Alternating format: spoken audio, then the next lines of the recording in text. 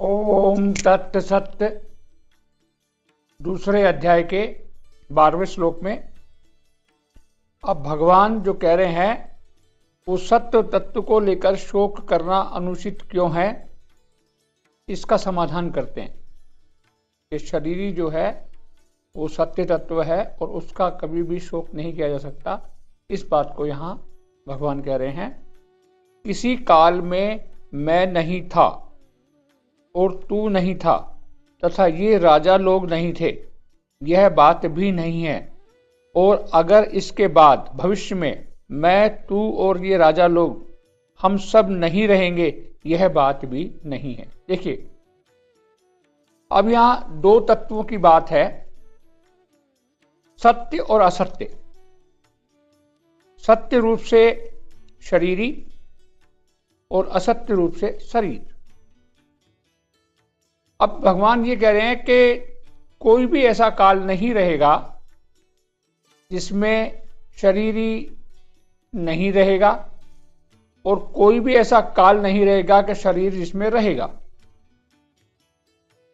क्योंकि एक सत्य तत्व है और एक असत्य तत्व है। असत्य तत्व का न रहना हमेशा रहेगा और शरीरी का रहना हमेशा रहेगा। मतलब आत्मा हमेशा रहती है और शरीर नहीं रहता है।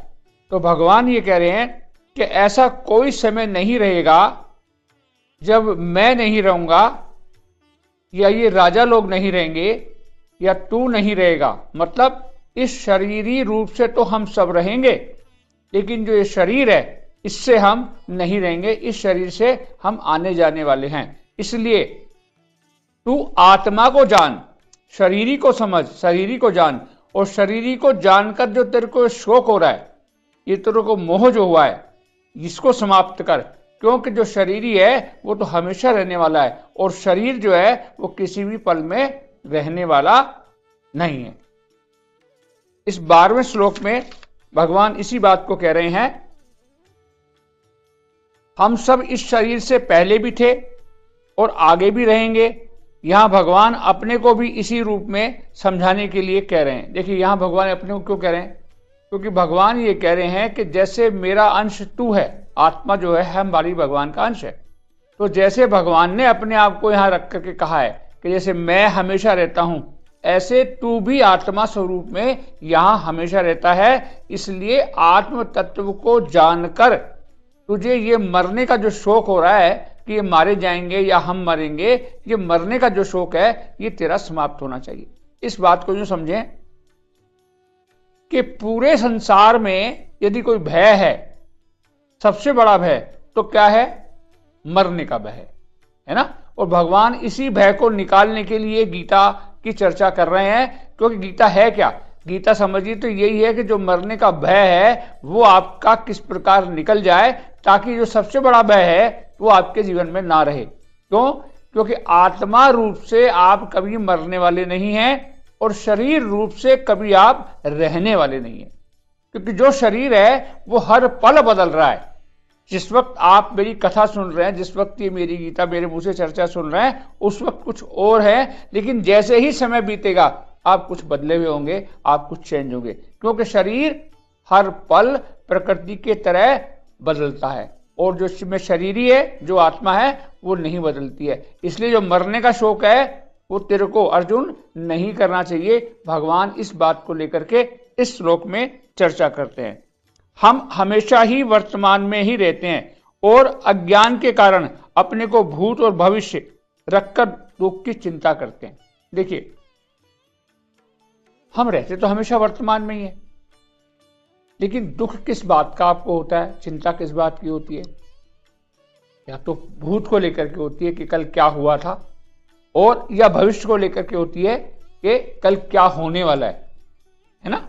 तो दोनों ही जगह ये अज्ञान की बात है। क्यों? क्योंकि भूत आपके हाथ में नहीं है और भविष्य का कुछ पता नहीं है। ये दोनों के बीच में जो आज आपका वर्तमान है, उस वर्तमान को भी आप दुख में खड़ा कर लेते हैं, जबकि वर्तमान में कोई दुख नहीं है। किसी भी व्यक्ति के जीवन में आप देखेंगे तो वर्तमान अवस्था में उसे कोई दुख नहीं है। दुख कब है? या तो वो पास्ट की बात करके दुखी है और या वो भविष्य की बात करके दुखी है। तो भगवान ये कह रहे हैं कि तू वर्तमान में रहते हुए, ये तेरे को जो शोक हो रहा है, मोह हो रहा है कि कल हम जीतेंगे युद्ध में या कौन जीतेगा, कल हम मारे जाएंगे या वो मारे जाएंगे, तो जो भविष्य की चिंता तू कर रहा है इसको छोड़ और वर्तमान में जो तेरा कर्तव्य है उसको तू पूरा कर। आज हम भी यही करते हैं कि हमें अपने वर्तमान को सुधारने के लिए ही काम करना चाहिए, ना कि भविष्य और पास्ट की चिंता करके वर्तमान का नाश करना चाहिए। हमारे होने में कर्म कभी फर्क नहीं आता। जैसे नींद के पहले भी हम होने का अनुभव करते हैं, नींद खुलने पर भी हम होने का अनुभव करते हैं, और नींद में भी हम रहते हैं। जैसे जब आप नींद में सो जाते हैं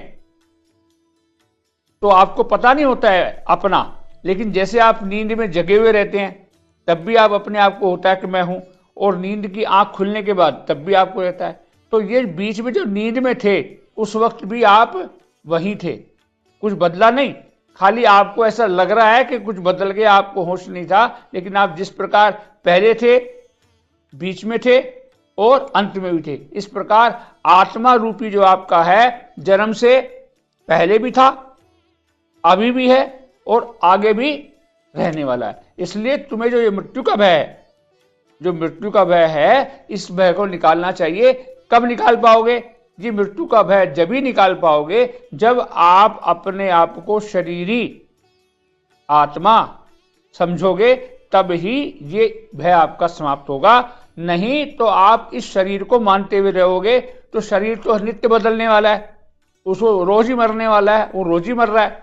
अगर उस मरने पर हम जाएं तो उसका शोक कभी भी हमारे जीवन से मिटने वाला नहीं है। इसलिए गीता आपको ये ज्ञान देती है कि आपको वर्तमान में ही रहते हुए भूत और भविष्य दोनों का भय समाप्त करके वर्तमान में ही आपको आनंद में रहना चाहिए।